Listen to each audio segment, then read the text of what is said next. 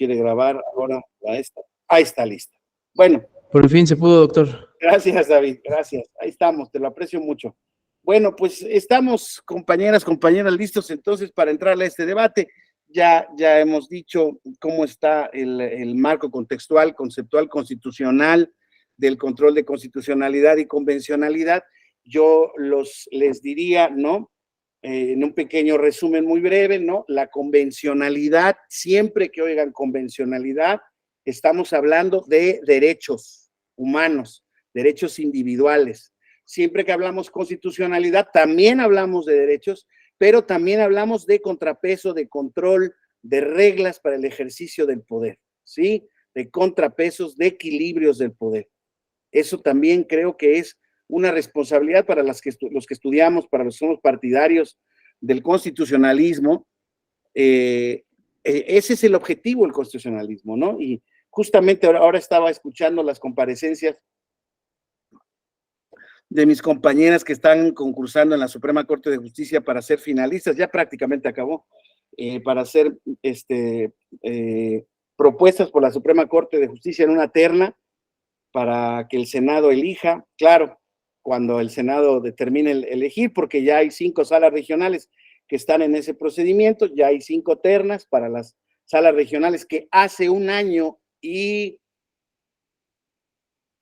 4 meses están sin un magistrado, ya se proceda a completar la integración. Y como les decía yo, tenemos ahora este año 2 vacantes en el mes de octubre, bueno, 5 de noviembre, pero desde luego que la convocatoria tendrá que salir para el procedimiento antes y ojalá que todo se complete de manera exitosa. Vamos a ver cómo se da esto. Entonces, si vamos a hablar del control de la constitucionalidad y la convencionalidad en materia electoral, pues entonces tenemos que hablar naturalmente del diseño constitucional que se estableció también legalmente para los medios de impugnación en la materia electoral, ¿sale? Entonces, ya no tengamos duda de la premisa de que partimos, ¿no? El Tribunal Electoral, terminábamos con eso la clase pasada, a pesar de las reticencias que hubo de la Suprema Corte, a pesar de que las reticencias que todavía existen, ya cada vez menos, ¿no? Y de un componente mucho menos político, ya existe un control de constitucionalidad efectivo y pleno por parte del Tribunal Electoral del Poder Judicial de la Federación, y esto se hace a través de los distintos medios de impugnación, pero como primer acercamiento al tema, lo primero que quiero decirles es justamente que pero bueno, tengo que hacerlo desde el punto de vista de lo que dice el artículo constitucional, ¿sale? El artículo constitucional, tercer párrafo, base sexta, establece que, fíjense toda la letanía, ya lo habíamos adelantado, creo, para garantizar los principios de constitucionalidad y legalidad en los procesos electorales, incluidos los relativos a los procesos de consulta popular y de revocación de mandato, se establecerá un sistema de medios de impugnación en los términos que señalen la Constitución y la ley. Fíjense, para garantizar los principios de constitucionalidad y legalidad de los procesos electorales. Y ahí, pues naturalmente, como hay una reforma nueva que destaca estos instrumentos de democracia participativa, que son la consulta popular y la revocación de mandato, que muy promovidos por este nuevo gobierno, y instrumentos que me parece muy bien que estén ya previstos en el rango constitucional. Creo que podría haber todavía varios más incluidos. La iniciativa popular, ¿por qué? Porque los ciudadanos pues, no pueden iniciar leyes en temas federales, no pueden señalar reformas a la Constitución, también el tema del referéndum, ¿verdad? Y también otros temas que tienen que ver con la justicia, con la administración pública municipal, el cabildo abierto, presupuesto participativo, ya está previsto en las bases de la Constitución para efectos del Distrito Federal, y por eso se ejercita en ese sistema, y varios legislativos de los estados han establecido este tipo de controles, pero creo que ahí falta un enriquecimiento más de los procesos de participación ciudadana que que puede prever la Constitución. Entonces, permítame un momento.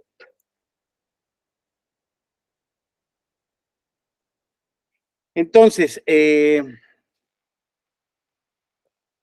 los principios de constitucionalidad y legalidad de los procesos electorales. Lo primero que tenemos que llevar es al concepto, ¿qué es materia electoral? ¿Qué es materia electoral? Y eso ya el plan B, fíjense, de la reforma electoral que fue suspendido, traía una definición de lo que es el proceso electoral que era bastante omnicomprensiva. Creo yo que era bastante cercana a lo que puede ser materia electoral, pero yo se los propongo como un concepto amplísimo. Fíjense. Tiene que ser todo lo relacionado, materia electoral incluye todo lo relacionado a los procesos electorales, incluidos estos no tan solo de elección de cargos constitucionales, sino de democracia participativa, todo lo relacionado con las elecciones. Todo. Integración de casillas, designación de funcionarios, distritación electoral, cartografía electoral, nombramiento de autoridades electorales, todas aquellas determinaciones que se hagan para topes de gastos de campaña, presupuestos de los partidos políticos, reglas para gastar, reglas para fiscalizar, todo lo que tiene conteo de votos, jornada electoral, resultados electorales, declaraciones de validez de las elecciones, todo acto. Hay, desde luego que la materia electoral que se ha vuelto brutalmente compleja y regulada, sobreregulada, yo diría, pero bueno, felizmente sobreregulada, porque creo que el debate, insisto, no pasa por la creación de leyes, que siempre es más difícil ese tema. Alguien me puede decir, bueno, es que ahora estamos en el tema del cumplimiento de la ley. Sí, pero hay por lo menos un rastro de nuestros legisladores y de nuestro constituyente de que se exigen o se deben exigir reglas para efectos de las elecciones. Entonces, todo lo que tiene que ver con los procesos electorales, ¿sale? En consecuencia, tiene que ver todo lo relacionado con las nulidades de estas elecciones también, de las votaciones, de los votos. Permítame tantito.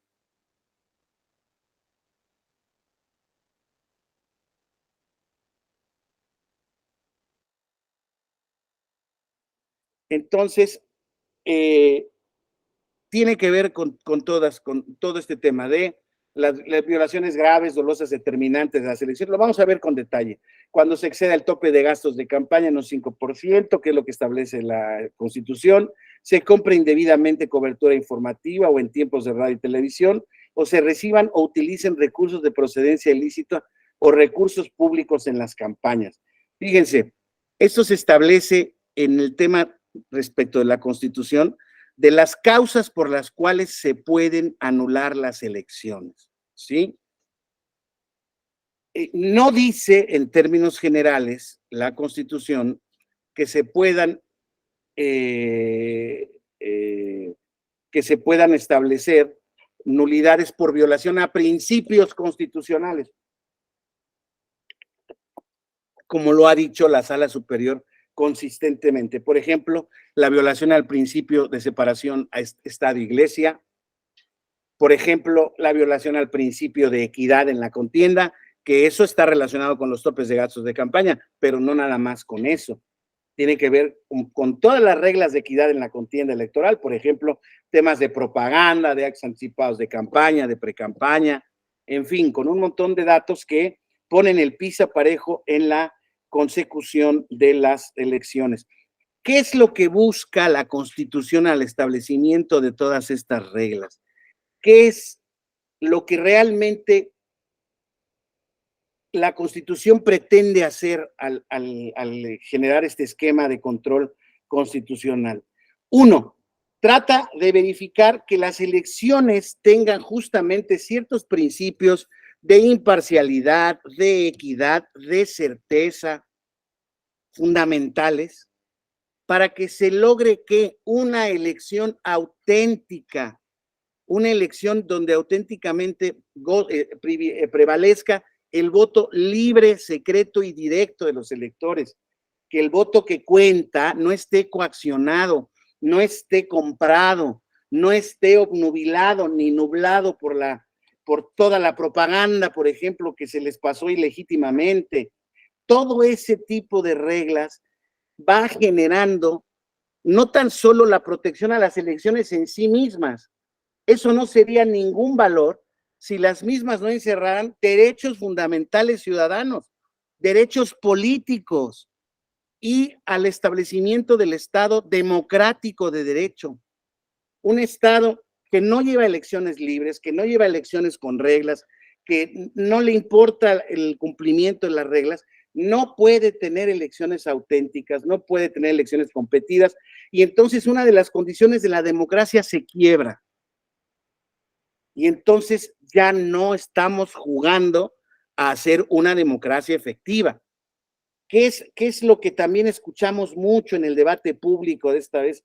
Es que este sistema democrático no trajo insatisfacción a los ciudadanos, no trajo la solución a los problemas, no lo puede traer. La democracia por sí mismo nunca se ha concebido como un sistema de solución de problemas ciudadanos, sino como una solución de convivencia ciudadana, de arreglos ciudadanos. Ningún sistema político, ninguno, puede por sí mismo establecer la salvaguarda de los derechos, ni de la convivencia, ni de los problemas que puedan derivar del asunto. Entonces, es muy importante que entendamos esto. Entonces, estas reglas fijas, actos anticipados de campaña, todo lo que les he mencionado, no quiero reiterar. Todos, y estos principios constitucionales de las elecciones están diseñados en correlación con un derecho fundamental y con un principio del Estado democrático. No es cosa menor. Además, este sistema, no tan solo el del sufragio libre, derecho directo, secreto, universal de los ciudadanos, y de que cuente efectivamente, sino de que se respeten todos los otros derechos político-electorales previstos en la Constitución o en los tratados internacionales, que en su matriz más amplia son todos estos que hemos visto: votar, ¿verdad? Ejercer el sufragio, ser votado, acceder al cargo por un cargo de elección popular o a la función pública de un Estado, el derecho de asociarse para fines políticos y el derecho a afiliarse individualmente a esos instrumentos y organizaciones políticos.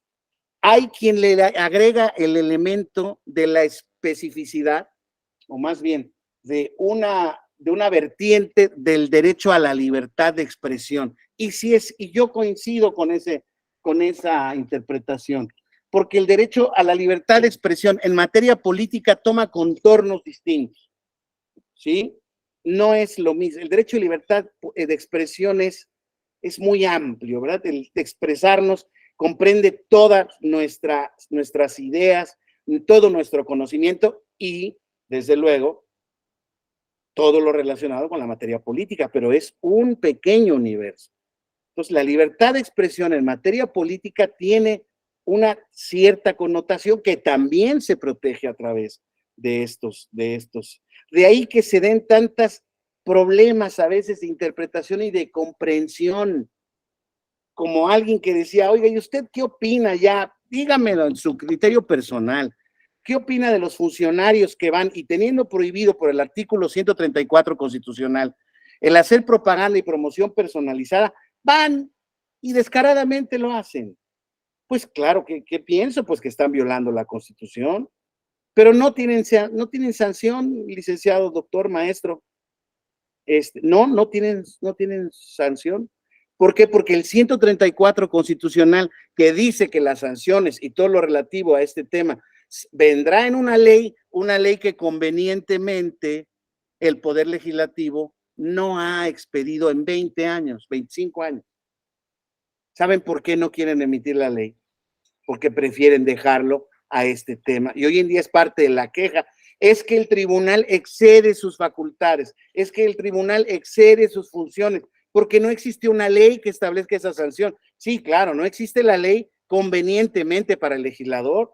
Al legislativo, a los partidos políticos les conviene no tenerlos. Oiga, le conviene o el tribunal está diseñado para ser una policía de esos, claro, no tan solo el tribunal y la Suprema Corte de Justicia. Hay un tema de control constitucional que se llama la omisión legislativa, que hay tantas y en tanta materia. Hay tantas, de verdad, no tienen una idea de cuántas omisiones legislativas hay. Oigan, entonces el tribunal, el garante de la constitucionalidad y la legalidad, tiene que tener herramientas. El 14 constitucional, el 16 constitucional, dice, en los conflictos del orden civil, ahí me quedo. Ahorita voy a ese debate que es muy importante, ¿eh? Los conflictos del orden civil, a falta de la ley, las controversias se resolverán a la interpretación de la ley, su interpretación y a falta de ella, conforme a los principios generales del derecho. Eso nos los enseñaron a todos los abogados. ¿Y qué son esos principios generales del derecho? Ah, bueno, ese es un tema. Pero claro que hay facultades para que el juez en las controversias del orden civil pueda resolver una controversia a falta de una norma. Oiga, y en derecho público y administrativo, pues les lanzo la pregunta. ¿Ustedes qué opinan? ¿Qué opinan exactamente? Hemos estado bailando en la danza de las interpretaciones constitucionales sobre si el tema es de reserva o no es de reserva de ley. Bueno, la Constitución tiene un montón de huecos y fue un montón de omisiones legislativas. En la primera y la que me interesa exponerles es esta que estamos hablando. En materia de propaganda gubernamental, 134, disposición de recursos públicos, no hay ley. Entonces, no hay ley, no hay sanción. Entonces, vamos a violar la Constitución, no la ley, porque no hay. Vamos a violar la Constitución consistentemente porque no hay ley. ¿Saben cuál es lo que dice la ley y la Constitución? Cuando hay acreditamiento de una falta en ese sentido, dese vista a su superior jerárquico para que le hagan lo que en derecho corresponda. No procede nada en derecho. No hay superiores jerárquicos de miles de funcionarios. No hay. No hay. ¿Quién es el superior jerárquico de un gobernador? No hay. ¿Del presidente de la República? No hay. ¿De los congresos de los estados? No hay. ¿Del Congreso Federal? Tampoco hay. ¿Quién es el superior jerárquico de los titulares de los organismos públicos autónomos? Suponiendo, por ejemplo, que se metieran al baile de los procesos electorales, que no lo pueden hacer, tampoco. No hay. Entonces, es un problema es un auténtico problema, porque yo coincido con ustedes.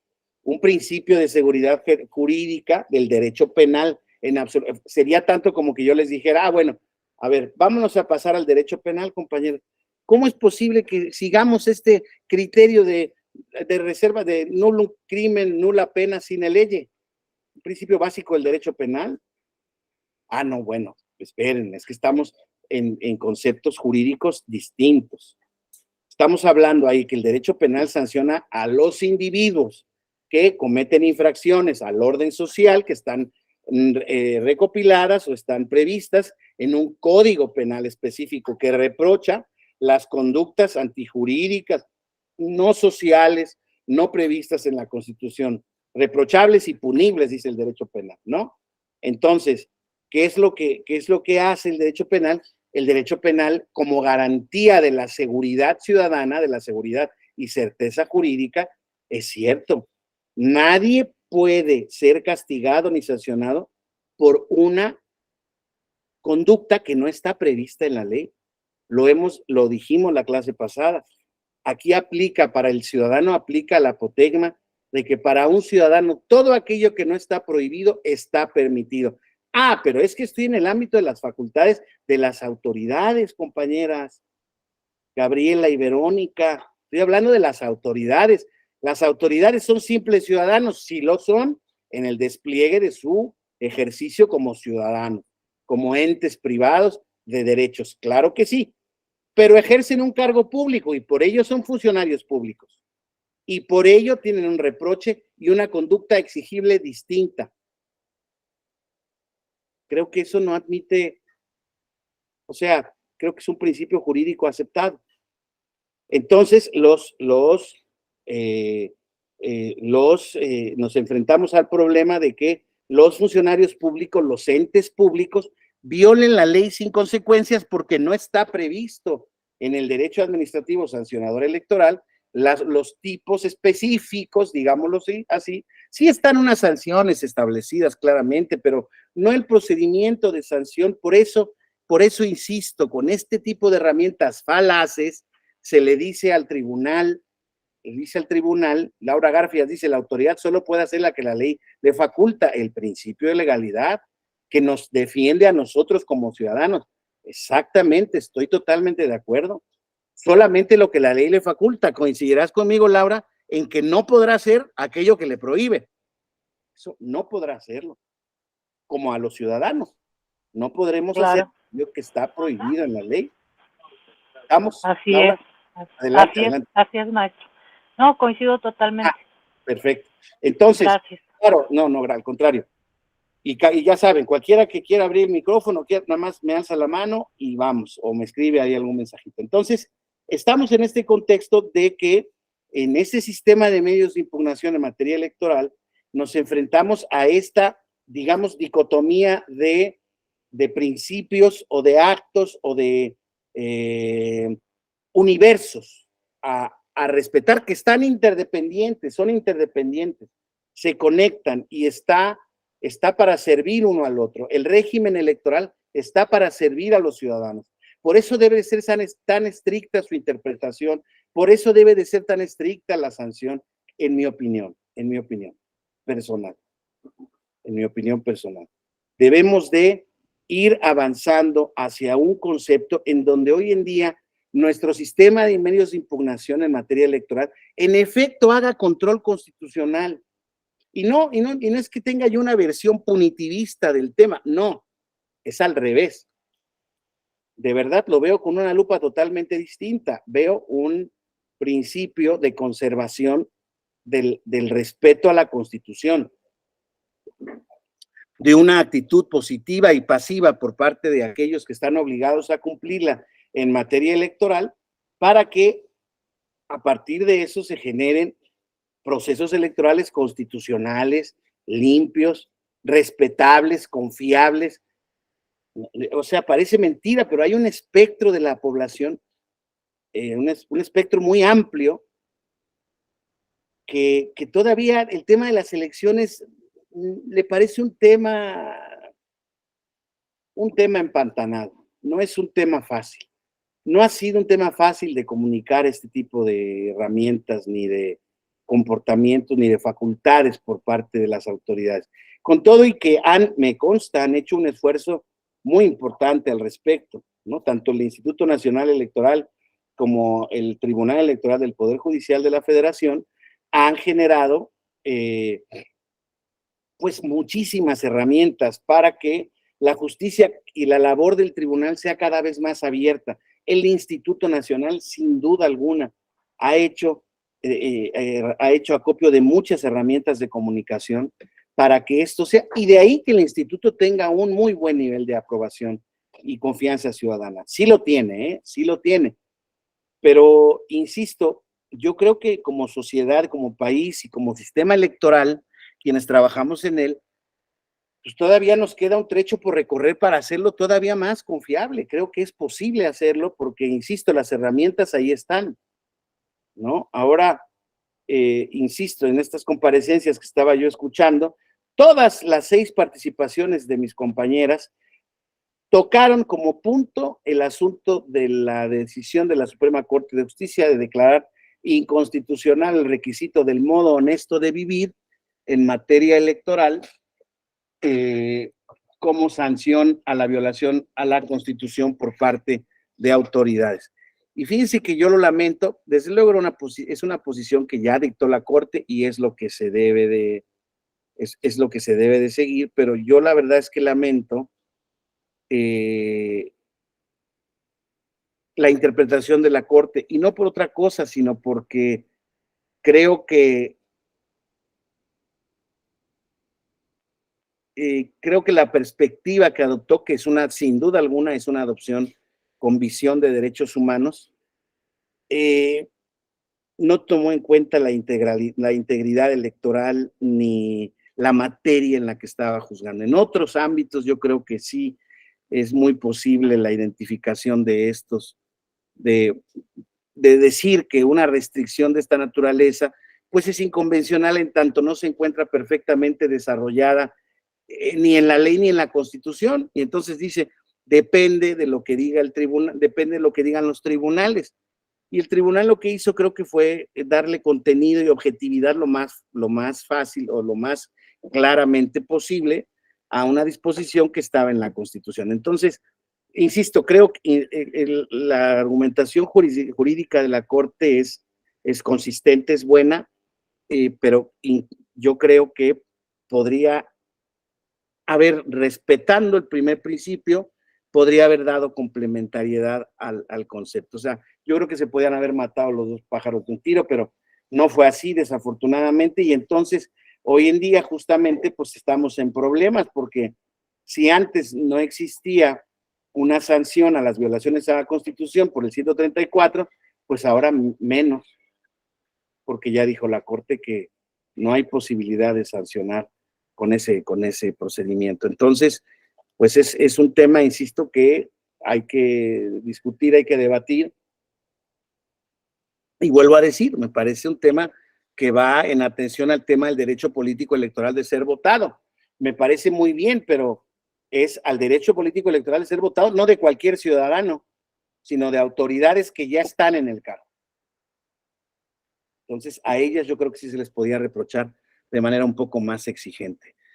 Ok, nuestro sistema de medios de impugnación en materia electoral, ya no hay discusión, ya se acabó plan B, son estos juicios, estos pequeños medios de impugnación que tienen aquí. Estamos en un diplomado de Derecho Electoral y como diplomado de Derecho Electoral, pues están obligados a conocer el sistema de medios de impugnación, pero claro, pues evidentemente no en todas las vertientes específicas.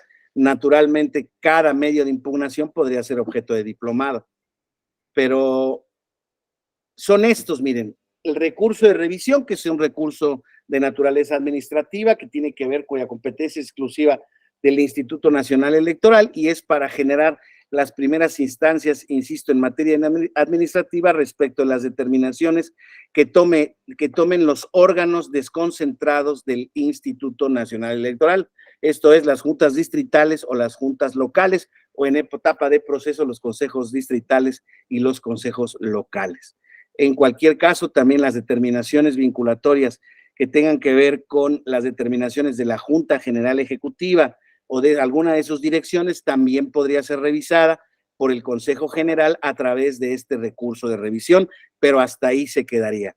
La determinación que se tome en ese sentido por el Consejo General puede ser apelable mediante el segundo recurso de apelación en materia electoral, que es aquel que se toma en contra de las determinaciones de la autoridad electoral federal cuando no quepa el recurso de revisión.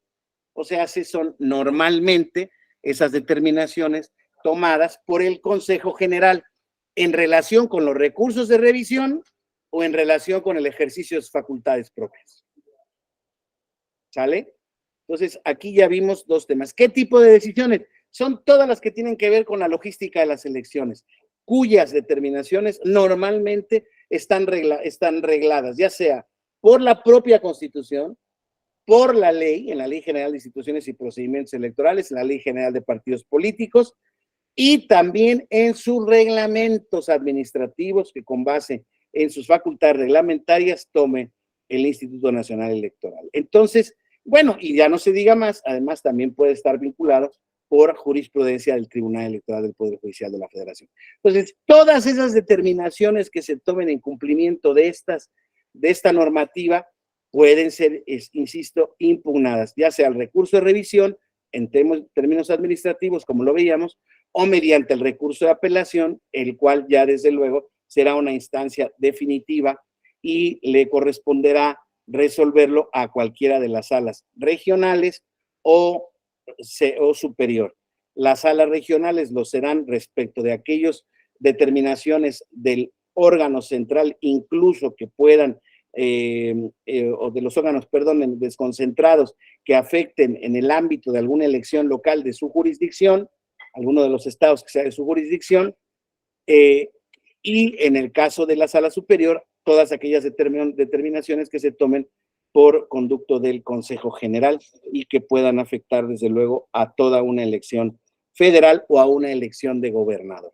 Las reglas de competencia, no se preocupen demasiado en tenerlas, es demasiado específico, se las estoy dando de manera muy general, pero para que se den una idea de cómo va operando este tema. Luego está el juicio de la ciudadanía, que ahora con este tema del lenguaje inclusivo, ¿no? Pues así le ha denominado la sala y desde luego los estudiosos del derecho. El nombre que tiene en la ley es el juicio para la protección de los derechos político-electorales de los ciudadanos, ¿verdad? El famosísimo JDC. Ese juicio sirve para proteger los derechos específicos de los ciudadanos, que ya habíamos visto cuáles son: el derecho a votar, a ser votado, a asociarse en materia política, le hace a formar partidos políticos nacionales o locales o agrupaciones políticas nacionales o locales, según lo disponga la ley, y está también para proteger los derechos de afiliación que deriven de esta asociación que se da en términos de los partidos políticos. Entonces, muy abusados porque el juicio de la ciudadanía, muy abusados porque este juicio de la ciudadanía genera es una similitud con el amparo en materia ordinaria. El juicio de la ciudadanía es un amparo en materia político-electoral que, como única diferencia, yo diría sustancial, es el asunto de que no existe la suspensión en materia electoral. Aquí no hay suspensión del acto reclamado, en consecuencia, no, es absolutamente judicial. El juicio de hecho, te diría que es un juicio constitucional, para no ser incorrecto en los conceptos. Claro, alguien me podría decir, bueno, a ver, es que en el recurso de apelación ¿se pueden tratar cuestiones de constitucionalidad? Sí, señor. Claro que sí. En el de revisión sí se podría también. Nada más que ese sí es de naturaleza administrativa. El recurso de apelación, el juicio de la ciudadanía, el juicio de revisión constitucional, el juicio de inconformidad, el recurso de reconsideración, incluso los laborales y el REP, todos son juicios en donde puede haber de naturaleza constitucional. Hay quien especifica nada más que los de naturaleza constitucional son el de la ciudadanía, el de revisión constitucional electoral y el de reconsideración, pero me da la impresión que es una visión parcial y restrictiva de los medios. Lo que pasa es que ya cuando estudien o si estudian cada medio de impugnación en materia electoral, pareciera ser que algunos tienen requisitos de constitucionalidad y algunos no. Por eso se les identifica como juicios constitucionales o no. Pero, en mi opinión, insisto, es muy respetable la posición que tenga cualquiera en contra, todos son juicios de matriz constitucional. Ya veíamos hace rato el 41 para proteger los principios de constitucionalidad y legalidad. A lo mejor lo que podríamos hacer aquí, esos son temas de excepcionalidad. ¿Cuáles son los juicios excepcionales? Ahora lo vamos a ver, pero por lo que hace el juicio de la ciudadanía, perdón, el único recurso de naturaleza administrativa es el primero que vimos. Todos los demás son jurisdiccionales 100%, de plena jurisdicción, ¿sí? Cuyas resoluciones son definitivas e inatacables, aunque ya dijo la Suprema Corte de Justicia de la Nación que en las controversias constitucionales es posible admitir las controversias que se emitan en contra de las sentencias del tribunal. La semana pasada la ministra Yasmín Esquivel en la primera sala se aventó este criterio y fue aprobado por 3-2. Entonces, en las controversias constitucionales no dice que sean fundados, desde luego, pero dice que no procede su desechamiento por el simple hecho de ser sentencias del Tribunal Electoral. Está indiscutible también porque en el 99 dice que las resoluciones, la Constitución dice, las resoluciones del tribunal son definitivas e inatacables. Y no hay ninguna facultad de la Corte para revisar las decisiones del Tribunal Electoral. Entonces, volvemos al asunto, pero ahí está el debate, ¿no? No quiero ser irrespetuoso con la señora ministra, desde luego, pero creo que su criterio y el criterio que adoptó la primera sala no fue ella nada más, ella lo propuso, me parece que es muy discutible desde el punto de vista constitucional. Pero bueno, es lo que hay. Entonces, está el juicio de la ciudadanía, ¿verdad? Está el juicio de revisión constitucional electoral. ¿Qué tiene que ver este juicio? Ahora lo estamos apenas analizando en términos del, digamos, del rubro general. Vamos a ir pasando cada uno de ellos, vamos a ir viendo cómo se desenvuelven. El juicio de revisión constitucional electoral, cuyo nombre lo dice, es para revisar la constitucionalidad de las determinaciones que en materia electoral, lo que habíamos visto, toda aquella determinación que tenga que ver con un procedimiento electoral o que viole derechos electorales por parte de las autoridades locales. O sea, el juicio de revisión constitucional podríamos verlo como una especie, no, de amparo no, pues es un medio de constitucionalidad para controlar las determinaciones en elecciones locales. Así de sencillo. ¿Sí? O sea, contra las resoluciones que emitan los tribunales electorales locales, procede el juicio de revisión constitucional electoral. Y bajo una serie de requisitos, que sea reparable, que sea definitiva, etcétera, etcétera. Entonces, el juicio de inconformidad, ese tiene que ver con los resultados de las elecciones. Este tiene que ver para atacar la nulidad de las elecciones. Digamos, el juicio de inconformidad es el juicio de nulidad de elecciones en materia electoral. Ahí es donde se cuestiona la validez de los votos, votaciones y elecciones. ¿Sí? Entonces, ahora, este juicio de inconformidad es competencia dependiendo el tipo de elección, de la sala superior y de las salas regionales. Entonces, en el juicio de inconformidad, que se ventilan desde luego las elecciones federales, aquí hay que distinguir: los diputados y senadores en primera instancia son competencia de la sala regional competente en la jurisdicción de la diputación, distrito o senaduría, estado que se trate. ¿Sí? Y para efectos de la elección presidencial, el juicio de inconformidad es competencia exclusiva de la sala superior. Y es algo muy importante que se lo aprendan ustedes desde ahorita. La reforma de 1996 definitivamente ya eliminó el control político de las elecciones, eliminó el colegio electoral que quedaba, que era el colegio electoral para presidente de la República. ¿Se acuerdan ustedes que poco a poco se fue eliminando los colegios electorales, verdad? Entonces, en 1996 se eliminan los colegios electorales y se da al Tribunal Electoral del Poder Judicial de la Federación la facultad exclusiva de declarar la validez y emitir el dictamen correspondiente y la constancia de mayoría al presidente de los Estados Unidos mexicanos. Es el Tribunal Electoral que lo hace. Es una facultad súper padre, muy digna, que dota de toda la importancia al órgano que la emite, ¿no? O sea, no hay discusión sobre la importancia del Tribunal Electoral, ¿no? Él fue el que por primera vez en ejercicio de esta facultad dio la constancia de mayoría al primer electo, al presidente electo de la transición democrática, Vicente Fox Quesada. No sé si les he platicado a ustedes que a mí me tocó coordinar ese evento y todo ese proceso de calificación presidencial, que fue el primero. A su servidor me tocó como coordinador asesores de la sala superior, el presidente electoral. Me tocó el honor y la altísima honra y responsabilidad de llevar a cabo conjuntamente con el Estado Mayor Presidencial, con la Oficina de la Presidencia, todo el evento con los señores magistrados de la sala superior. Nos tocó ver hasta el diseño de la letra, del pergamino que se le iba a dar. Una cosa, la verdad es que, y el día del evento, su servidor estaba en un banquito ante un escenario de la sala superior repleta, enfrente del presidente Fox, que estaba dando su discurso por primera vez ahí como presidente electo. Ya después lo que Lo que pasó como presidente es otra cosa, pero ese acto fue muy emocionante, la verdad. Se los digo, fue muy interesante. Pero a partir de ahí le ha dado la constancia muy tan bonito que fue lo de 2006, perdón, lo de 2000, ya no se tornó tan bonito en 2006 al presidente Calderón, hay que decirlo. A mí no me tocó esa responsabilidad.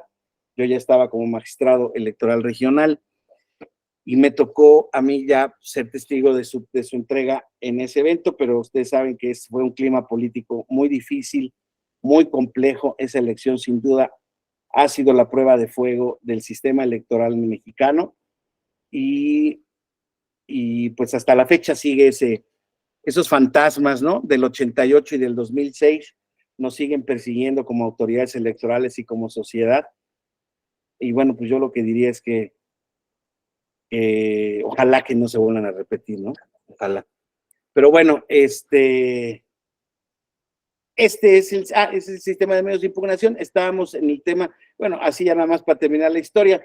2012, así se le dio la constancia mayoría al presidente Enrique Peña Nieto, y en 2018 se le dio la constancia mayoría al presidente constitucional vigente Andrés Manuel López Obrador.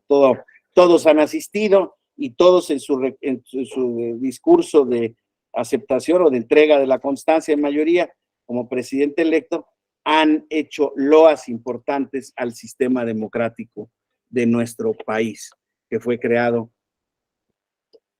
a partir de la última reforma de 1996. El recurso de reconsideración, compañeras, compañeros, es un recurso excepcional que procede en contra de las sentencias que se dicten en primera instancia en el juicio de inconformidad, en contra de las elecciones federales y contra las asignaciones tanto de diputaciones como de senadurías por el principio de representación proporcional. ¿Sale? Esas asignaciones de representación proporcional son una auténtica fiesta impugnativa siempre. Ustedes saben que son los curules que se asignan por estas fórmulas que están previstas en la Constitución. Son fórmulas diversas, tanto la federal como las locales, y lo que se establece es tratar de traducir la fuerza electoral de los partidos políticos en escaños de la Cámara de Diputados o la Cámara de Senadores, ¿sí? Entonces, siempre la interpretación, la aplicación de la fórmula está siempre ahí en entredicho para ver si a un partido político le tocan uno o más diputados. Cada escaño es peleado con sangre y se hace a través de este recurso de reconsideración. ¿Por qué? Porque las asignaciones de representación proporcional son facultad exclusiva del Consejo General del Instituto Nacional Electoral, como ustedes seguramente ya lo recuerdan, lo habrán visto, y contra esa determinación directamente no procede el recurso de apelación, viene directamente el recurso de reconsideración como mandato expreso de la ley adjetiva. Está esta facultad, estos juicios laborales que tiene el tribunal en contra de los problemas laborales que existen entre los trabajadores del Instituto Nacional Electoral y el instituto, y los trabajadores del Tribunal Electoral y el propio tribunal. Esta facultad, todos se preguntan en primera instancia, cuando se nos asignó, nosotros nos preguntábamos también, fue por qué se asignó esta facultad al tribunal. Bueno, pues en semejanza de lo que tiene la Suprema Corte de Justicia de la Nación en materia laboral entre sus trabajadores y ella misma, para, pues evidentemente, como máximo tribunal del país, no esté sometida a ninguna otra jurisdicción. Ningún tribunal terminal constitucional está sometido a otra constitución. Es un contrasentido, ¿no? Entonces, aquí, en materia electoral, para dotar y para todavía tener más claro la significación del Tribunal Electoral como Tribunal Constitucional, se generó estos juicios laborales que no son pocos y generan una carga porque su desarrollo es complejo. Ahí tiene que ver desde luego mucho la materia laboral, el estatuto del servicio profesional electoral. Es un tema distinto, son juicios literalmente laborales. Entonces, desde luego no tienen relevancia para efectos de las elecciones o de lo que es un proceso electoral, pero son competencia del Tribunal Electoral por disposición constitucional y legal. Y está el tema del recurso de revisión en contra de los actos y resoluciones emitidos en los procedimientos especiales sancionadores.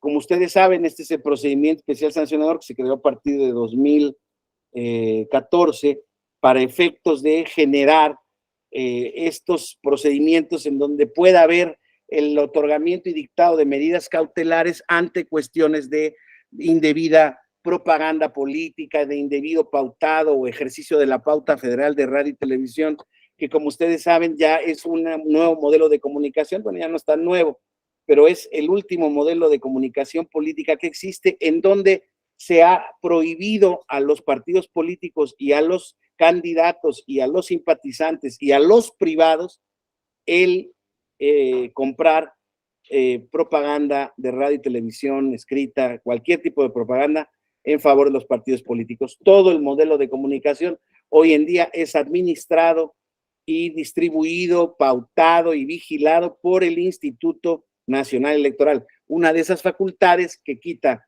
muchos recursos materiales y mucho dinero en efectivo para, perdón, no en efectivo, perdón, mucho recurso para mantener los sistemas de monitoreo, los softwares correspondientes que se hacen en toda la República, porque este tema es aplicable tanto a las elecciones federales como a las elecciones locales. En este rediseño que se dio en 2014 también de generar o de volver al Instituto Federal Electoral una autoridad nacional, se generó esta nueva facultad para que el instituto fiscalice los recursos de todas las elecciones y administre el radio, la televisión en los tiempos de radio y televisión del Estado en favor de los partidos políticos y vigile y monitoree la pauta y el contenido en ese sentido. Es en temas de propaganda, por eso ven que ahora va a ser muy recurrente, ahora que ya estamos por iniciar el proceso electoral, bueno, ya está iniciado realmente, de hecho, ya lo habíamos platicado, pero por eso es que van a ver ahora tanto procedimiento especial sancionador en este sentido. ¿Por qué? Porque los partidos políticos se van a quejar que el de enfrente está haciendo una propaganda prohibida, que el de enfrente está haciendo un acto de anticipado de campaña, etcétera, etcétera, etcétera. Ya lo habíamos platicado. Entonces, en esencia, es el sistema de medios de impugnación. Ahora, aquí un poco viendo este desarrollo de los actos impugnables en la materia electoral federal, ¿verdad? En elecciones federales, que son las elecciones de diputados federales, de senadores de la República y de presidente de la República, están estos primeros recursos o juicios medios impugnativos, recurso de apelación, juicio de inconformidad y recurso de reconsideración. Y aquí les quiero traer a colación este tema, ¿no? El primer caso donde se dio una nulidad de elección por lo que se consideró entonces, o desde entonces, violación a principios constitucionales. Y se dio precisamente en el año 2000, compañeros, en el expediente sub JRC 487 y 489 del 2000 acumulados. Ahí fue donde se generó por parte del Tribunal Electoral la primera declaratoria de nulidad y de una elección de gobernador del estado de Tabasco. No sé si los que son un poco más veteranos de rodada, como su servidor, recuerden este caso. Fue cuando la sucesión del entonces gobernador Madrazo Pintado, Roberto Madrazo, se generó y pues hubo una serie de ilícitos y la oposición pues generó mucho ruido mediático. Fue una elección muy compleja también desde el punto de vista de la calificación jurisdiccional de la misma, y la Sala Superior por primera vez llegó a esta determinación de anular la elección por violación a los principios constitucionales. Con base en ello, fíjense este debate que les estaba yo diciendo, ¿no? ¿Cómo se tiene que abordar? En ese entonces, compañeras, compañeros, no existía más que 3 causas de nulidad de elección, en ese entonces, que siguen existiendo actualmente. Que no se hubieran instalado el 20% más de las casillas correspondientes a la elección de que se estuviera tratando, el 20%. Que se hubieran dado efectivamente causas de nulidad en el 20% o más de las casillas de la elección que estábamos hablando. O que el día de la jornada electoral existieran actos graves, irreparables, generalizados, determinantes, que no hubieran podido ser repuestos por ninguna otra manera, ahí podría determinarse una causal, una nulidad de una elección federal, digámoslo así en términos generales. Respecto de elecciones, en la Ley General del Sistema de Medios de Impugnación, hay quien dice que sí podría ser aplicable a los principios, perdón, a las legislaciones locales, pero a su vez, cada legislación local tenía su desarrollo en este sentido. Ahora hay que decirlo, todas prácticamente copiaron la ley federal o la ley general. Entonces, existía esa posibilidad. Esas tres causas nada más. Imagínense, es de nulidad de elección, de dejar sin efectos una elección. Bueno, pues en ese caso, el tribunal creó una causal abstracta de nulidad y esa fue la gran crítica y sigue siendo el gran debate. Les voy a pedir que me den 2 segundos, por favor, 2 minutitos. Discúlpenme un momento.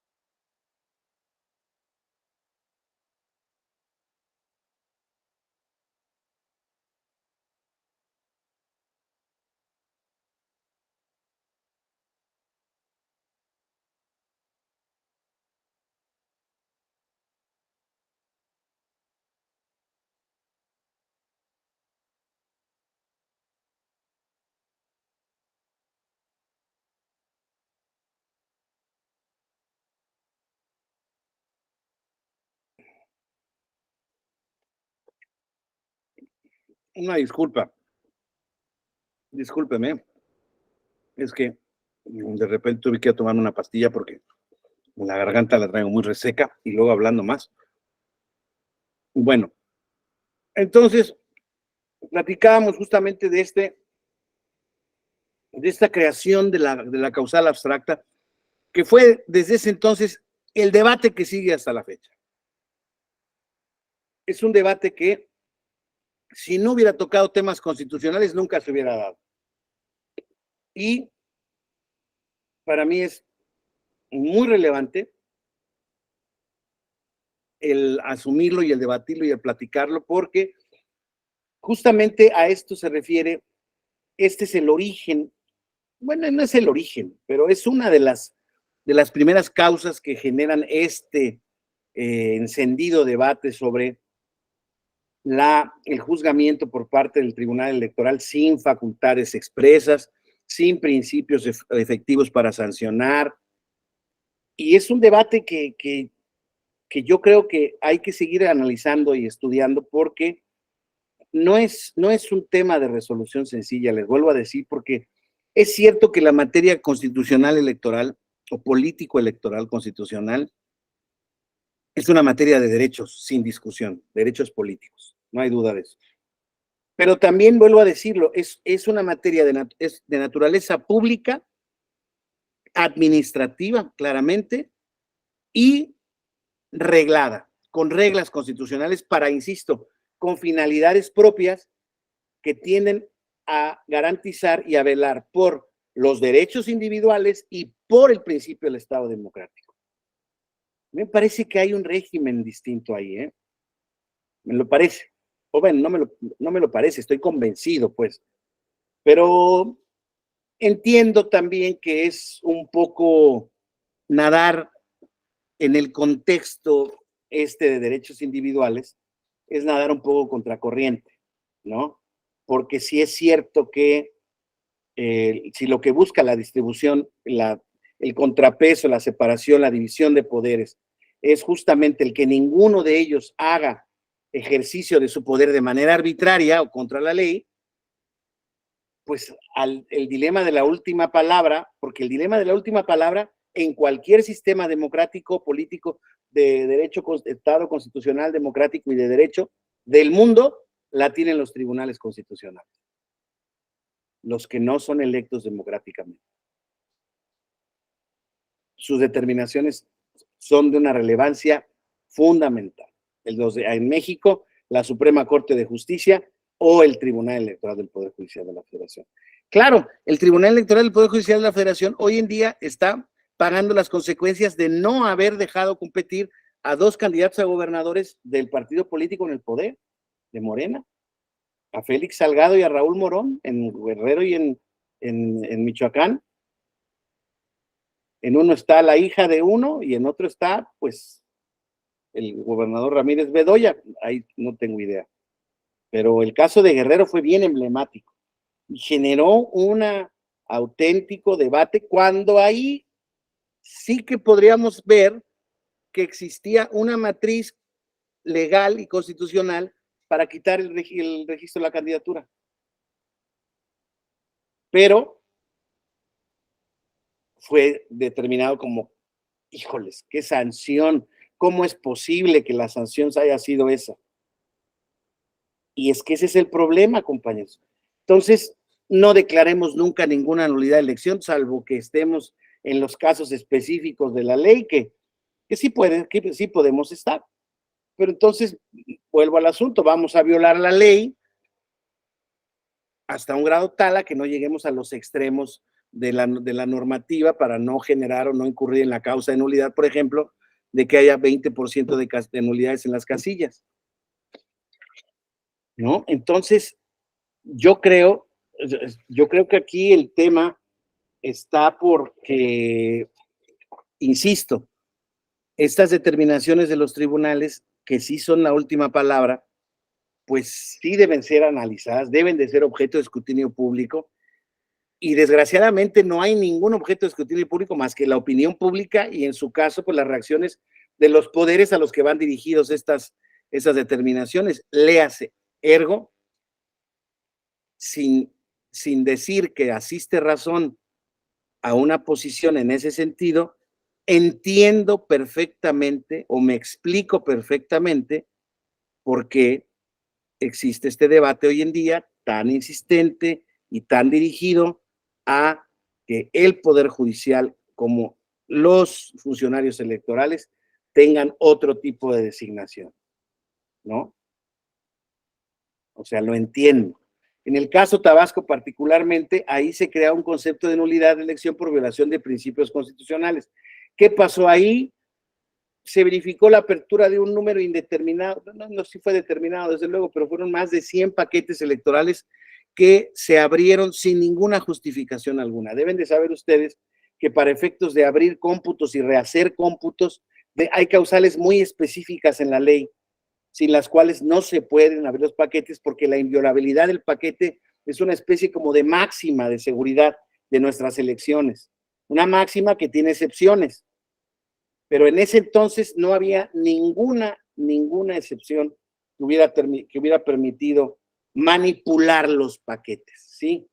Se violó la equidad en el acceso a los medios de comunicación, el canal de televisión del estado de Tabasco, el canal público, ven que todos los estados, prácticamente los gobiernos de los estados tienen su canal público de radio y televisión, se había generado el 95% de la pauta se había generado en favor del candidato del partido en el poder, el 95%. Eso se consideró como un grave, aunque alguien alegó desde luego que no era una audiencia grande, no podía ser determinante, fue un elemento más que se violó. Acciones de compra y coacción del voto, se habían acreditado varios lugares a las afueras de Villahermosa con pruebas técnicas, a las afueras de Villahermosa, de Teapa y de alguna otra población, no me acuerdo si Comalcalco, no recuerdo exactamente, pero se habían encontrado o se habían documentado la existencia de en diversas bodegas, casonas vacías, la entrega de enseres electrodomésticos, de prácticos del hogar, etcétera, etcétera, por la entrega de credenciales de votar el propio día de la jornada electoral. También se habían acreditado el hallazgo de material electoral en una empresa ajena al proceso, sin ninguna justificación. La empresa se llamaba Chocoweb y existe hasta la fecha, y luego fue una empresa la que en ese contexto pues se vinculó con funcionarios del gobierno, de ese gobierno del estado que estaba vigente en ese, en ese entonces. Y había desde luego también la evidencia del secretario de Transportes o Vialidad y Transportes, como se llama en el estado de Tabasco, como se llamaba en ese momento, en donde se había constatado que él había llamado a que todos los operadores de tránsito y vialidad del estado hicieran operativos con los taxistas, con los camioneros, con el servicio público para que hicieran propaganda a favor del candidato en el gobierno, del preferido o el delfín del gobernador del estado saliente. Entonces, todo ese conjunto de irregularidades fue analizado por la Sala Superior y atento al resultado de la elección, que habían sido, ahí fueron menos de 4 puntos porcentuales, se hizo una valoración conjunta y se dijo que atento al resultado de la elección de este tipo de prácticas que no podían determinarse de manera cuantitativa, cuántica, perfecta, pues habían violado el principio fundamental de la Constitución consistente en el derecho al sufragio efectivo, porque había sido un sufragio coaccionado, un sufragio que había sido obtenido por la violación a ciertas reglas y que además habían afectado los principios de independencia, legalidad y certeza en el resultado de la elección. Y en consecuencia, determinó la nulidad de la elección por principios constitucionales. ¿Alguien tiene alguna opinión respecto a ese sentido? Estamos hablando de un efecto de una sentencia del año 2000.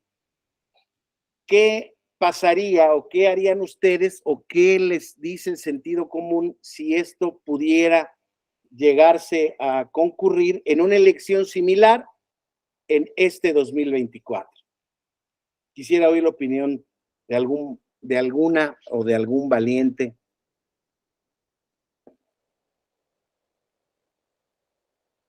Con base en lo que hemos platicado, para ver si lo que hemos platicado a lo mejor de algo les sirve como de foco de orientación, aunque sea contrario a lo que yo pienso o lo que yo les he dicho.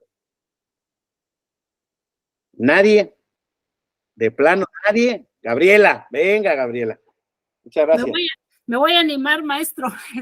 Venga. Fíjese que desde que inició el proceso me he hecho este planteamiento, porque sí, el tribunal anuló la elección de mi municipio por diversas razones, pero una de ellas era de que utilizaban el mismo eslogan que utilizó el presidente anterior. ¿De qué municipio eres, Gabriela? Perdóname. Santa Cruz, Jojocotlán, Oaxaca. Ah, ok, perfecto. Y los mismos colores, el mismo símbolo, digamos, que utilizó el candidato anterior, que también que es esposo de la que era candidata.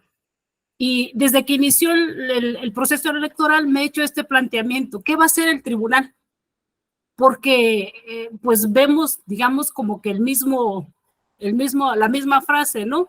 que continúe la transformación. Y esa fue una de las razones que puso el tribunal, que había hecho que la candidata se había apropiado de los logros del gobierno. Y era una de entre diversas razones, ¿no? Entonces, esa ha sido mi pregunta. ¿Qué va a hacer el tribunal? O sea, ¿va a tener el coraje, no sé cómo decirlo, de anular una elección? O sea, los actos anticipados de campaña, todos estos procedimientos que se están iniciando, que definitivamente van a servir como prueba en su momento oportuno. Pero sí es un planteamiento que yo me lo he cuestionado, maestro. ¿Y cuál es tu punto de vista, Gabriela? ¿Tu punto de vista? ¿Qué te dicta tu sentido común? ¿Qué te dicta tu sentido de justicia? Mire, como lo ha planteado usted ya en clases anteriores, si nos vamos a la legalidad, sí diríamos, no, pues te anulo la elección, ¿no? ¿Y qué sería, digamos, como país? Se van en contra del INE, lo que cuesta económicamente un proceso electoral. Si la Cámara le dice, haces nueva elección, pero con tu mismo recurso, a ver cómo le haces, porque no te vamos a ampliar. Entonces, como usted lo decía en otras clases, tal vez así como para que el país siga en paz, buscar una solución, como buscarle un fundamento jurídico y no anularla. Ok, Gabriela, respeto tu punto de vista. Vamos a ver qué dice Andrés. Ahorita vamos a platicar sobre lo que dijiste. Andrés, por favor, Andrés Sánchez. Gracias, buenas tardes, compañeros. Un par de comentarios y pues también un cuestionamiento, ¿no? Ya hasta el último. En cuanto a la que se le quitó el registro, por ejemplo, a los dos candidatos antes mencionados de Guerrero y de Michoacán, es el tema de rebase de topes de gastos de campaña. Pero, por ejemplo, a mí me llamó mucho la atención que a Samuel García no se le quitó su registro y al contrario, hasta le dieron su constancia, hoy es gobernador, ¿no? Cuando se demostró que su rebase de tope de gastos de campaña fue por más de 28 millones de pesos y casi un año después hasta lo sancionan y le dan multa. Entonces creo que ahí hay una contradicción. Por un lado, a una persona por supuesta propaganda en Facebook, por menos de 28 mil pesos le quitan el registro, y a otro que se pasa con 28 millones de pesos lo premian con la gobernatura. Ese sería mi comentario. Otra duda y pregunta, ¿no? De las recientes actuaciones del tribunal, una en específico de prohibir a partido político, eso sí hay que aclarar, a partido político, la figura o la caricatura llamada el AMLito, ¿no? Que se prohíbe usarla.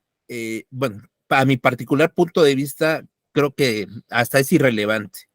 El por qué lo prohibieron los magistrados, bueno, les invito allá. Fue una discusión muy... Pero ahorita lo que me llama la atención es que no nomás van por la caricatura, sino ahora por una frase. Y están prohibiendo utilizar una frase que se llama ya sabes quién. ¿Hasta dónde podemos coartar la libertad de expresión con este tipo de frases? Porque ni siquiera la frase ni el AMLito tienen marca registrada, ¿no? Los criterios del tribunal dicen que porque, pues si yo, Andrés, me lanzo como candidato y utilizo a lo mejor la caricatura y esta palabra es como que un aprovechamiento, es decir, lo trato de vincular a la popularidad del personaje, ¿no? Pero aquí es hasta dónde podemos llegar, hasta dónde seremos capaces de censurar hasta las palabras. Es cuanto, gracias. Gracias, Andrés. Vamos a escuchar, me quedo con tus preguntas, ahorita las abordamos. A ver, Cecia, por favor. Gracias. En relación al comentario que hace Andrés, muy cierto, también tuve la oportunidad de observar ahí la sesión de la caricatura, argumentos muy importantes por parte de los magistrados, tanto en favor, en contra de la sentencia. Pues ahora sí que ya la sentencia quedó aprobada, ¿no? Con sus asegúnes y demás, pero y relativo a lo que comenta de la frase ya sabes quién, me parece que viene mucho porque, si no me equivoco, fue en el proceso electoral de 2012, me parece, cuando había un comercial, cuando Andrés Manuel era candidato, y había un eslogan, bueno, más bien un spot de radio y de televisión, donde decían, estaríamos mejor con ya sabes quién.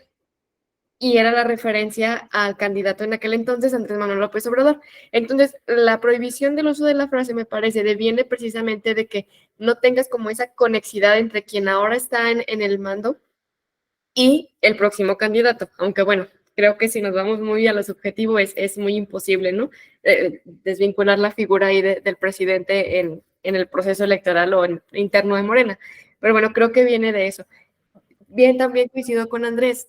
¿Hasta qué punto se está censurando la libertad de expresión, no? O sea, creo que sí, también cierto es que todos nos quedamos con esa figura, ¿no? De que Andrés Manuel es ya sabes quién. Y ahora lo usamos como eso, ¿no? Es que ya sabes quién.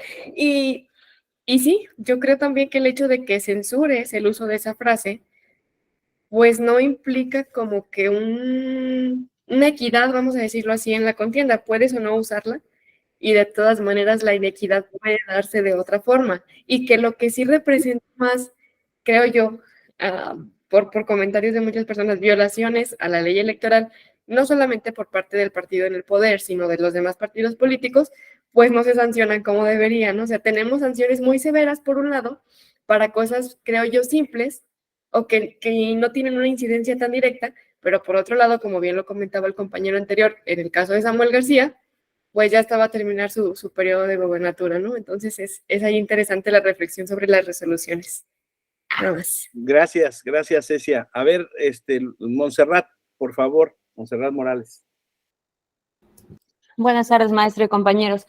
Bueno, nada más como comentario a mí, en lo personal, me preocupa mucho que, por ejemplo, ahorita actualmente del poder, quien está en el poder, de ahí vienen las descalificaciones, ¿no? Ya sabemos todo lo que pasó con el INE, con todo. Entonces, eso repercute en la ciudadanía, porque entonces mucha gente que escucha, que cree ciegamente, ¿no? Al presidente, a su partido, entonces da por hecho que en verdad hay fraude, o sea, que en verdad va a haber fraude. Y sabemos que si no gana su partido, o sea, se va a seguir y va a decir hubo fraude, ¿no? Como sigue diciéndolo desde 2006, después en los siguientes sexenios que él no ganó, ¿no? Hasta 2018 ahí sí fue legal. Entonces, a mí lo personal me preocupa porque, bueno, yo he participado como supervisora electoral de manera temporal en el INE, entonces me ha tocado este trabajo directo con la ciudadanía de estar en jornada electoral, ¿no? De la preparación y la jornada.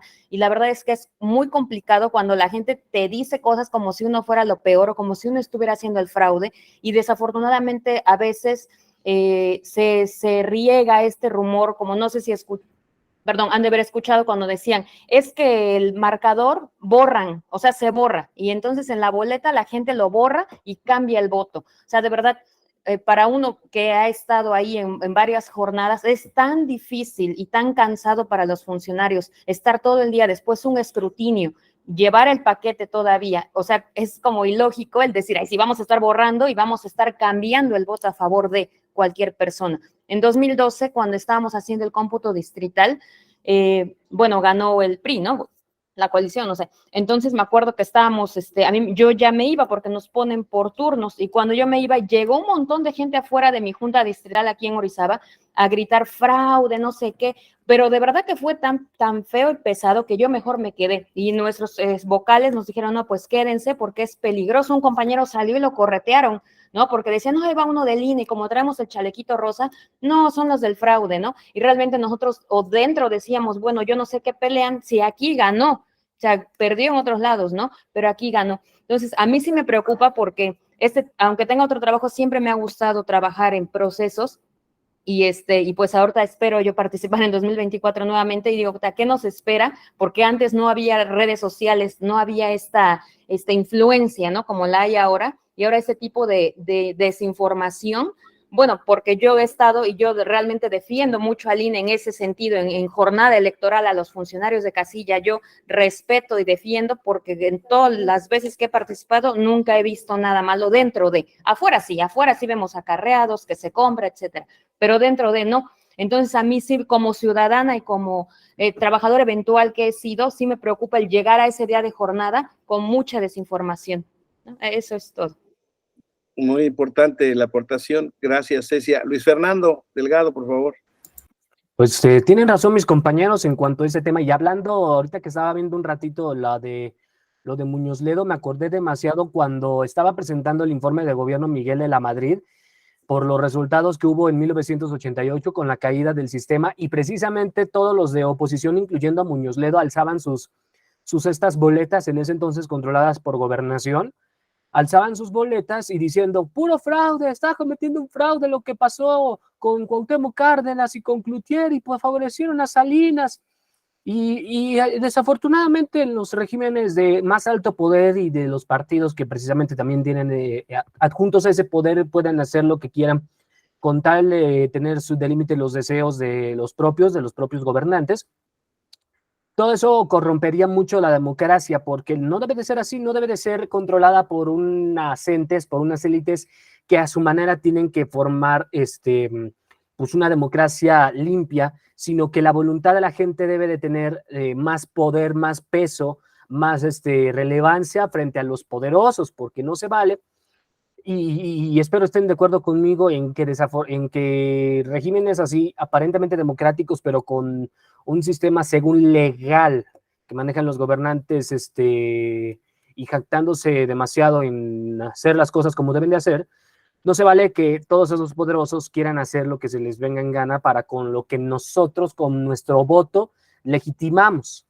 Y eso es lo que sí, efectivamente debe de estar bien controlada por la ley. O sea, si Morena está tratando de hacer exactamente lo mismo como lo que hizo en el PRI en los 80s y los 70s, y no es porque me sienta vidente ni porque prediga el futuro, si no se tiene una corrección muy a fondo, siempre, exactamente, si más esencia, menos apariencia, exactamente, pero si no se tiene un control total, pero sí, muy regulado, si no se tiene un control así muy a conciencia de lo que los gobernantes, sea cual sea el partido, sea cual sea, si no se tiene un control para con lo que nosotros los ciudadanos determinamos para que deben de hacer mejor las cosas, y digo, jamás vamos a terminar con estos movimientos y con todos estos mitotes que provocan que la legitimidad se vaya por los suelos de cada gobernante.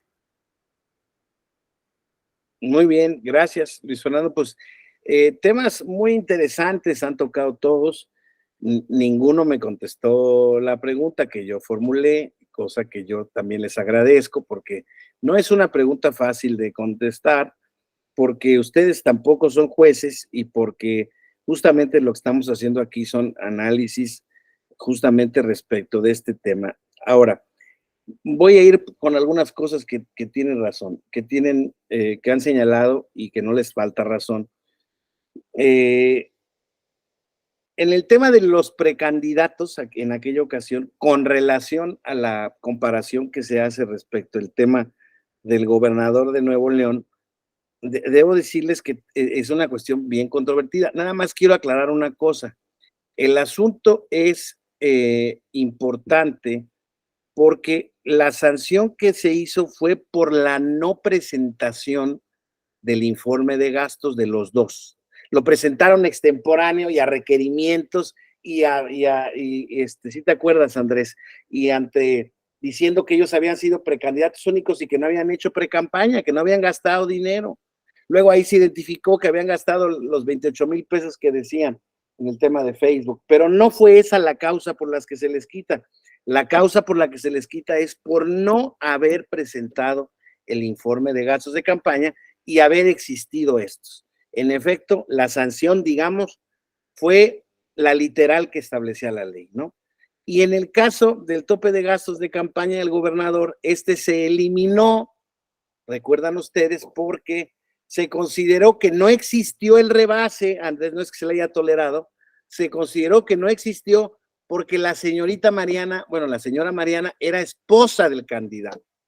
Y todo ese apoyo, el instituto le había generado, le había contabilizado toda esa actitud en redes y le había sancionado por 28 millones de pesos. Y eso generaba un rebase del tope de gastos.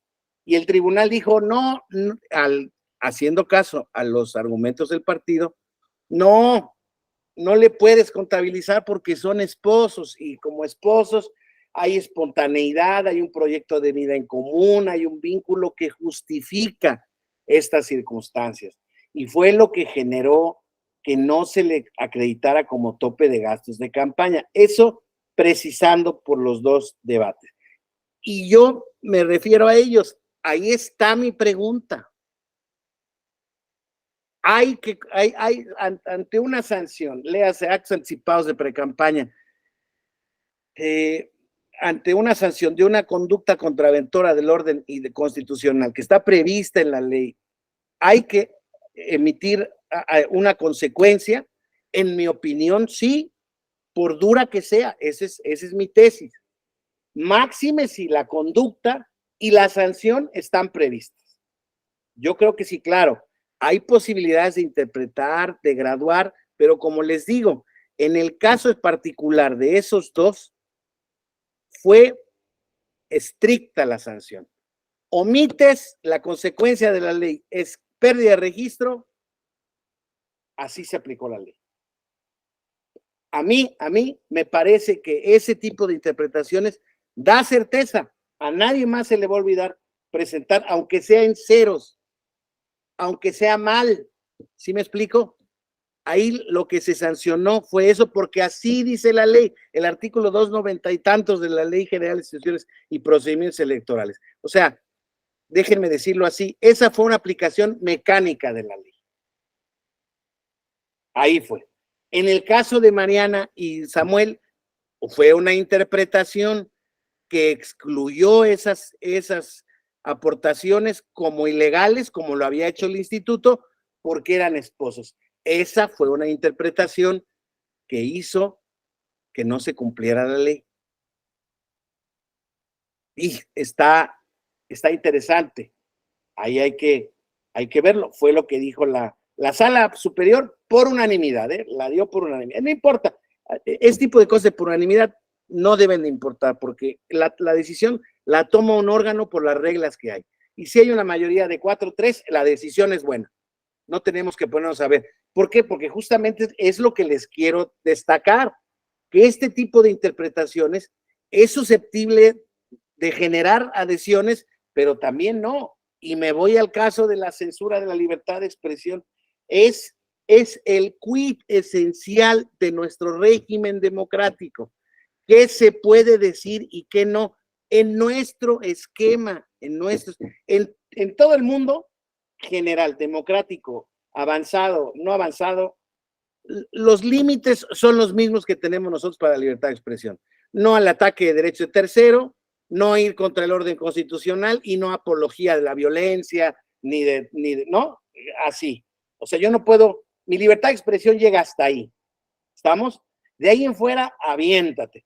Bueno, en materia política en nuestro país está restringida la libertad de expresión porque existen un montón de artículos que van destinados a preservar la equidad en la contienda y que tienen que ver con lo que se dice y no se dice, con lo que se hace y no se hace, ya sean funcionarios públicos o ya sean aspirantes a candidatos o reúnan las dos características. En nuestro país eso está limitado, muy limitado. En otros países, los presidentes de la República, Estados Unidos, España, Francia, Italia, Alemania, Inglaterra, déjenme ponerles eso. En todos esos, el presidente del gobierno no tiene ninguna limitación, ni sus funcionarios de gobierno, de apoyar al partido, al candidato que sea, en ningún momento. No puede, está prohibido derivar en cualquier parte del mundo, destinar recursos que tienen bajo su guarda y administración y custodia, está prohibido usarlos a favor de los candidatos, en todo el mundo. Y en todo el mundo está prohibida la financiación ilegal de las campañas, en todo el mundo. Estoy hablando de la libertad de expresión, ¿sale? En todo el mundo eso sí se vale. Perdón, Cecia, Luis Fernando, Montserrat, y no es porque hayan dicho, sino porque son los que participaron, Andrés, y se me olvidó mi primera compañera. Pero aquí tenemos esas reglas restrictivas. Oigan, me dicen censura y dice, muy bien, sí, se Se ejerce una censura porque en mi libertad de expresión yo quiero decir, ya sabes quién, pues ya saben por qué se generó el concepto, porque no se podía decir el nombre. ¿Por qué no se puede decir el nombre, licenciado? Pues porque era ejercer una propaganda prohibida. ¿Estamos? ¿Y por qué no se puede ahora utilizar el AMLito? Y el AMLito sí, el AMLito no. No, los funcionarios de gobierno, los aspirantes, no pueden utilizar el AMLito porque eso es la promoción personalizada del presidente, aunque no la diga él, en favor de ellos. Eso está prohibido en nuestro país. No lo estoy diciendo yo, eso dice la ley. Eso dice la ley. A mí no me gusta, pero ¿saben quién previó eso? Ellos hoy en día, porque antes, que si el del copete, que si el de las botas, que si al presidente, ¿no se acuerdan? El de las botas también era conocido, el de las víboras tepocatas y tal, no se le decía a Vicente Fox para no incurrir en ningún tema. Y luego o sea, vuelvo al asunto, vivimos una política, unas reglas electorales diseñadas para violarlas a través de eufemismos. Ese es mi problema. Ese es un problema. Que tenemos, perdón que lo diga, una política, unos políticos hipócritas. Perdón, pero así es. ¿Por qué? Porque violan la ley. No es la primera vez que se ha violado. Les expresé que en ese momento del 2006, en ese momento en el que estaba yo enfrente no miento, ese fue en 2012. Pues estaba yo ahí también en la sesión donde estaban reconociendo el triunfo en 2006 del candidato Calderón. La magistrada, en paz descanse, Navarro Hidalgo, dijo que el presidente Fox, con su ilegítima intervención, había puesto en riesgo el proceso. ¡Y! No me ayudes, compadre. Estaba complicadísimo esa legitimidad del proceso. Estaba muy complejo. Ustedes porque son muy jóvenes, no se acuerdan de ese contexto, pero a mí me tocó vivirlo, me tocó hacer recuentos. Fue una cosa tremenda porque de verdad había un fantasma, una inconformidad terrible en esa elección. En esa elección porque quedó muy cerrado el asunto, porque se le había generado una mala, y si eso fue cierto, una mala campaña negativa, lo quisieron desaforar. No fue gratis, fue un esquema, fue un ambiente político muy complejo, como los que estamos viviendo hoy en día, ¿eh? Hoy en día el ambiente es distinto, pero es muy polarizado, es muy simplificado, buenos, malos, los de antes contra los de hoy, ya lo hemos platicado mucho, ¿no? Entonces, el asunto pasa porque nuestras reglas están ahí, creo yo, por diversas razones, porque así se ha logrado el consenso y es lo que dice la ley, es lo que tenemos que respetar. Cuando la ley no diga nada o diga otra cosa, entonces a otra cosa, mariposa. Hoy en día está complicado. Entonces, insisto, sí, parece claramente, pero solamente digo parece. Parece que a conductas menos importantes se dan sanciones súper duras, como en el caso de los de Michoacán y Guerrero. Y la otra no se castiga, sino que se le premia. Desafortunadamente, así parece. Dante, por favor. Buenas tardes, doctor, compañeros. Buenas tardes. Saludarlos. Gracias. Yo nada más para comentarios adicionales a lo que nos está comentando. Yo lo que observo es que en general en la sociedad hay una desinformación e ignorancia sobre lo que son la naturaleza de los derechos humanos. Se piensa que los derechos humanos en general son ilimitados y que son absolutos, que no se pueden violar. Y ahí sí tiene razón, los derechos no se pueden violar, pero sí se pueden limitar. Y la libertad de expresión como derecho humano sí se puede limitar en la medida en la que afecte otros derechos humanos de otras personas. Y aquí, si lo vinculamos sistemáticamente con lo que señala la legislación electoral de que las elecciones tienen que ser auténticas, pues se tiene que cuidar en todo sentido que las personas en el ejercicio de sus derechos civiles y políticos no estén vulnerando los derechos civiles y políticos de los demás, en este caso los derechos electorales. Entonces, bueno, y esto lo vinculo también con las fuentes del derecho, como usted bien lo mencionaba. Yo ya hablando, pensando quizá un poco más técnicamente, todas las leyes tienen una razón de ser, un motivo, algo las originó, ¿no? En este caso, como usted bien lo mencionó, estas prohibiciones de intervenciones, aunque sean minúsculas o parecieran minúsculas, tienen un sentido, tienen un origen, ¿no? Y la mayoría de estas prohibiciones las impuso el grupo del actual presidente, ¿no? Esas prohibiciones de no hacer alusiones, de que el presidente y los gobernadores no intervinieran en las elecciones, fueron puestas por la oposición anterior, los actuales gobernantes. Y es donde coincido también con usted en la gran hipocresía de los gobernantes, tanto los anteriores como estos, ¿no? O sea, nadie se salva, en el decir que se les está cortando la libertad de expresión, ¿no? ¿Por qué no puedo exhibir a mi muñequito? ¿No? Pues porque se está desequilibrando la elección, se está desequilibrando el proceso, estás teniendo una ventaja ilegal. Digo, hasta en el fútbol hay reglas, en el voleibol, cualquier deporte, que no, precisamente no hay nada, no hay un poder fáctico, pensaría así, de por medio, sino un trofeo y el honor de haber ganado la Copa Mundial. Hay reglas, o sea, y los mismos jugadores se sujetan a esas reglas, pues con mayor razón cuando hay poder de por medio, económico, poder fáctico, poder político, con mayor razón tendrían que cumplirse esas reglas. O sea, entonces, creo que sí es importante agregar esta parte yo agregaría esta parte a la opinión, que es las fuentes del derecho. Por algo nos las enseñan desde el primer semestre, qué son las fuentes del derecho, las reales, las históricas, ¿no? Principalmente. Y qué son los derechos humanos. Entonces, yo creo que en la medida en que también la población vaya entendiendo qué son los derechos humanos y que sí se pueden limitar, pues creo que sería más difícil que manipulen también a la población en ese entendido. Porque digo, yo sí recuerdo cuando el presidente le ordenaron que ya no opinara, digo, es que me están coartando la libertad de expresión. Pues no la están coartando. Hay una limitación legal, constitucional, y más por quien tú eres, ¿no? Decías que yo soy un ciudadano, sí, pero también es inescindible de la figura de la presidencia.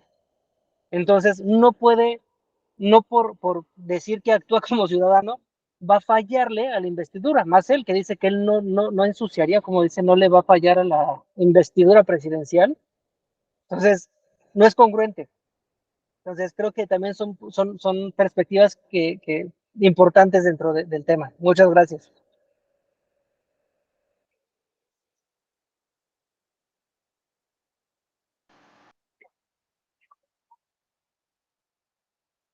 Su micrófono, doctor, está apagado. Sí, perdónenme. Sí, claro, gracias a todas y a todos por sus participaciones, que son desde luego muy importantes, muy relevantes y que demuestran justamente pues esta complejidad de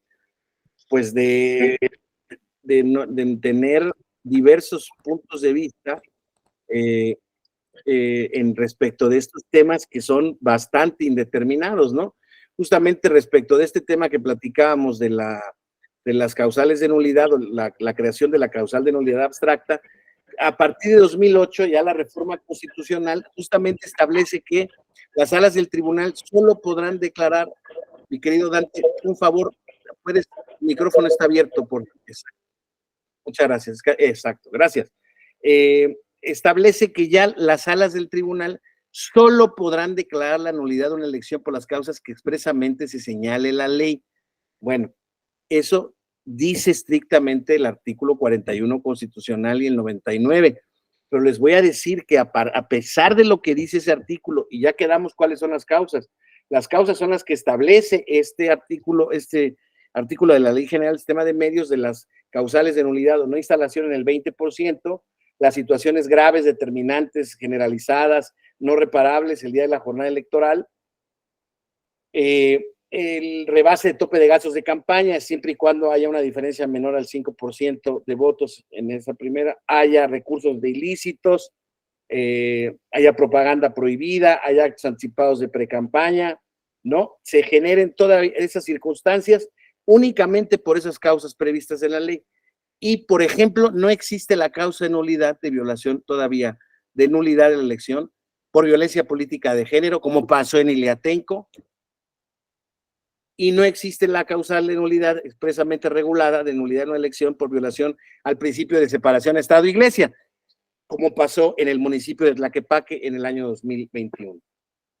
O sea, el tribunal creo que sigue haciendo, bueno, no creo, sigue haciendo una interpretación protectora de los principios de la Constitución, incluso contra el texto expreso de la misma, que establece estas salvedades, ¿no? Por eso mismo para mí es muy importante establecerles esto, que la violación a principios puede traer una interpretación del constitucional protectora de esos principios. ¿Eso va en contra de sus facultades, sí o no? De acuerdo a lo que habíamos dicho, pareciera ser que sí, porque hemos dicho que los tribunales tienen la facultad, o las autoridades tienen las facultades que expresamente la Constitución y las leyes les otorgan, no otras. Entonces, ¿puede juzgar el tribunal actos parlamentarios? En principio no, pero ¿cómo ha juzgado los actos parlamentarios el Tribunal Electoral en defensa de los derechos político-electorales de los funcionarios públicos que acuden a su jurisdicción alegando que se violó su derecho a ser votado en su vertiente de ejercicio al cargo? No lo dejan participar y desempeñar bien su encargo.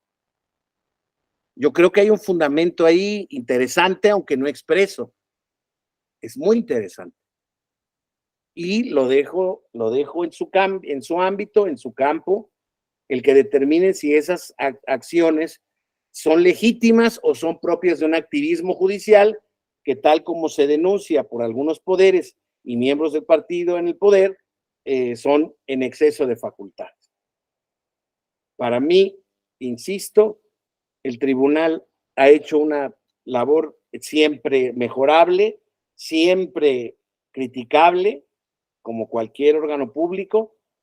Creo que ha hecho una labor loable, pero creo que estamos en este rango de analizar la función de los tribunales constitucionales, no tan solo el Tribunal Electoral nada más, sino también la Suprema Corte de Justicia, que también a su modo ha ejercido facultades que han lastimado la sensibilidad de los otros poderes, ¿no?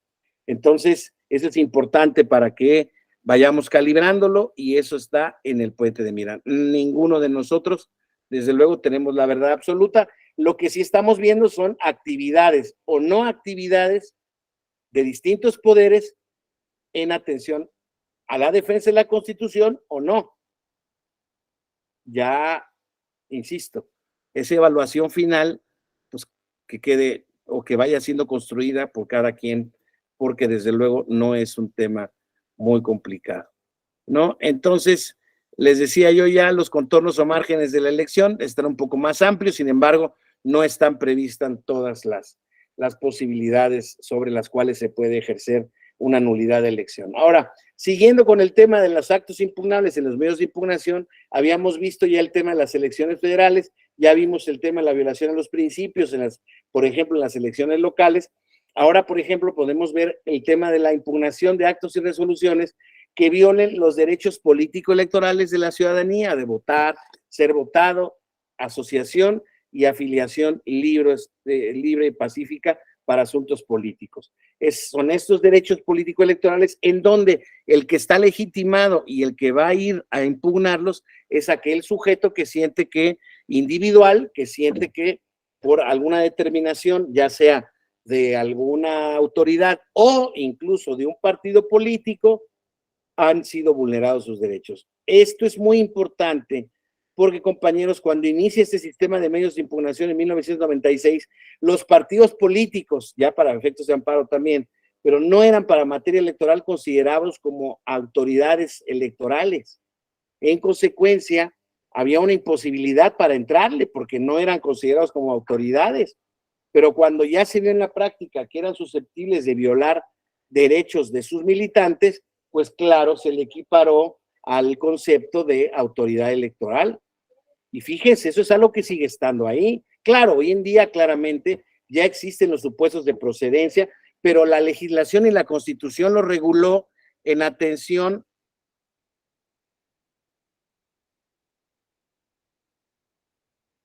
perdónenme, para efectos de el tema de este control, se tuvo que hacer esa interpretación, y es una interpretación que fue a favor de los ciudadanos y en contra de los partidos. Ustedes como ciudadanos, ¿cómo la ven? Es que, pues yo creo que claramente favorable, ¿no? Imagínense que siguieran, porque los partidos políticos siguen emitiendo disposiciones, cada que pueden hay una reforma constitucional, y dicen, cuidadito, cuando juzgues un acto de un partido político, toma en cuenta que tenemos un principio de autoorganización y de autogobierno que debes de tomar en cuenta. O sea, ahí tengo vida interna y la respetas.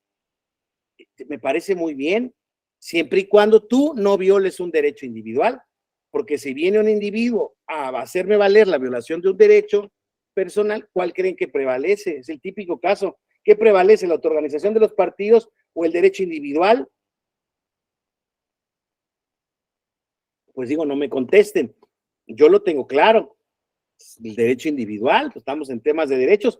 Por eso les digo que tan complejo hoy en día el tema de juzgar tantos asuntos que tienen que ver también con el desdoblamiento de ciertos derechos individuales, como ya platicaba Dante hace rato y ya lo había comentado también previamente yo. A ver, es que los funcionarios públicos, claro que son ciudadanos, claro, pero también son funcionarios públicos. Y como funcionarios públicos están debidos, tienen conductas debidas que observar. Lo lamento. Así es como está. Entonces, en nuestro país, les vuelvo a decir, los contextos de funcionarios públicos están más restringidos en cuanto al ejercicio de sus funciones y en cuanto al ejercicio de su libertad de expresión en materia política. Así es. ¿Por qué? Porque se ha buscado que la equidad en la contienda se preserve desde ahí, desde donde siempre se había abusado. Y es cierto que se había abusado, desde el poder. Así es. El poder, ya quedamos, es una condición casi natural, es un principio político. El poder tiende a desbordarse, el poder tiende a hacerse etéreo, porque el poder es un atributo que los ciudadanos no sabemos controlar. Por eso mismo se establecen estos rangos de control de poder, estos contrapesos de poder. Eso es lo que quiero que entendamos, o el mensaje que yo les quiero dejar. Claro, a veces nos parecen cosas injustas y tal o cual cuestión, al final del camino, mientras nos protejan como individuos del ejercicio indebido del poder, vamos de gane.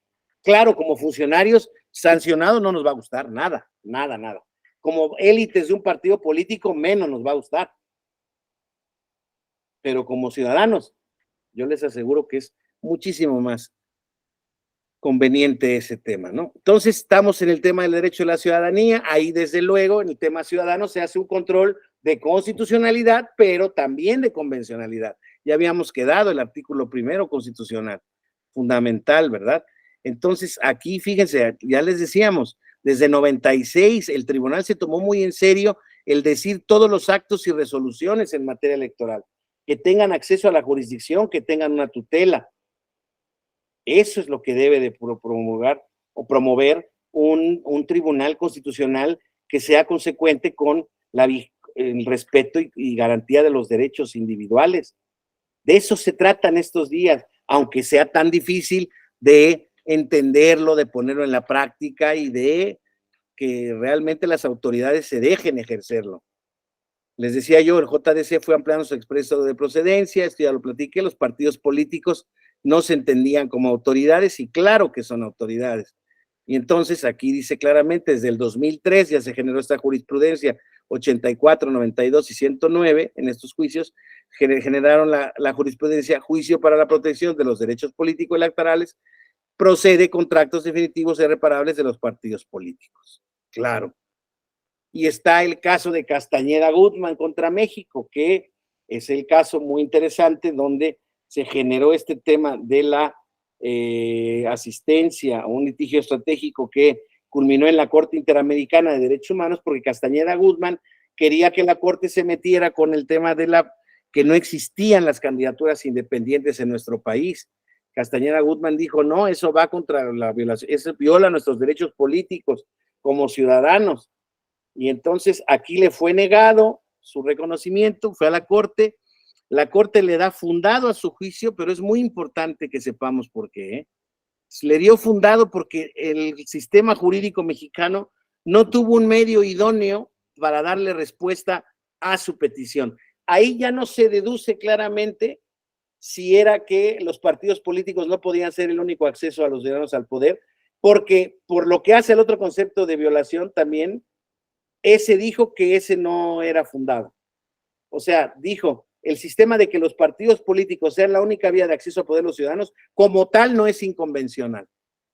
Entonces, sirvió a medias, pero en mi opinión, la Corte Interamericana no le dio esa respuesta que él daba, aunque es cierto que a partir de esa sentencia, o a partir de ese caso, ya el sistema jurídico mexicano reguló las candidaturas independientes. Claro, de una manera que es más difícil ser candidato independiente que elevado a santo por la Iglesia Católica.